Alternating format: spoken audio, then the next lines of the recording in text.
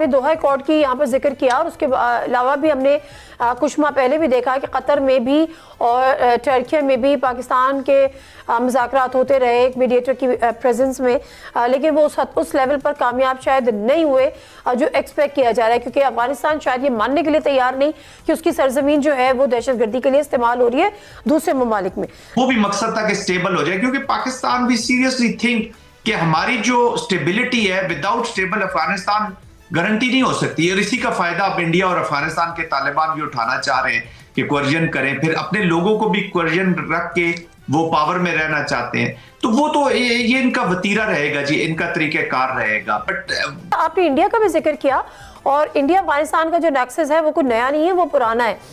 बीच में जब वो फॉल ऑफ काबुल के वक्त शायद थोड़ी सी चीज़ें इधर उधर हुई हों, उसके बाद फिर हमने देखा कि विजिट्स हुए हैं, और एक दफ़ा फिर इंडिया जो एक हैवी इन्वेस्टमेंट भी करने का इरादा उसने अफगानिस्तान में जाहिर किया था।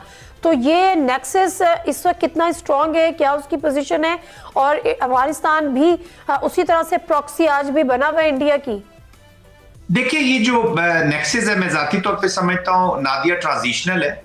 जब इंडिया के ऑब्जेक्टिव्स पूरे हो जाएंगे तो वो इनको टॉयलेट पेपर की तरह they will throw them out. But transitional होने के साथ साथ दोनों ईवल है जी, दोनों ईवल्स हैं इन अ वे के इंडिया के अपनी देख लेना, अदर देन अफगानिस्तान और पाकिस्तान को जरा साइड पे कर दे।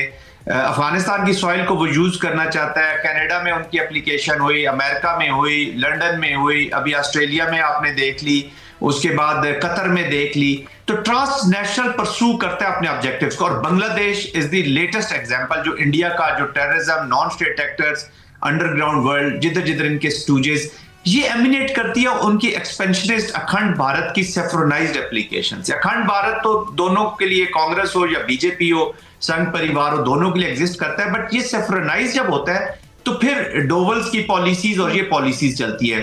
उधर वहां पे भी वो नॉन स्टेट एक्टर्स को यूज करते हैं जो तालिबान है। अभी आपने देख लिया कि अफगानियों को जिस तरीके से स्क्वीज किया जा रहा है, unfortunately because of these Taliban attitude और इनकी एप्लीकेशन की वजह से पूरे अफगानी का जो एक तशख्खुस है जी वो मस्क हो गया कि ये जो तरीके तालिबान अफगानिस्तान है ये अपने economic terrorism, economic related agenda को परसू कर रही है, अपने पावर में रहने के इंटिमिडेशन, कोर्जन वाले फ्रिक्शन को परसू कर रही है।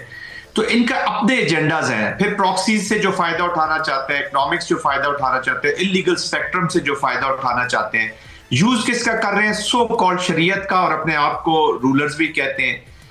दे have not abided to the principles, या जो इनका मुआहिदा हुआ था 2020-21 में जो दोहा कतर में कि एक ऑल इंक्लूसिव हुकूमत होगी, किसी डेमोक्रेटिक प्रोसेस से ये हुकूमत बनी होती तो ये अफगानिस्तान के पॉलिटिकल डिप्लोमेटिक ऑब्जेक्टिव्स को परसू करती, स्टेट को परसू करती। They don't have respect for Afghanistan, they don't have respect for Pakistan, and they don't have respect for the humanity.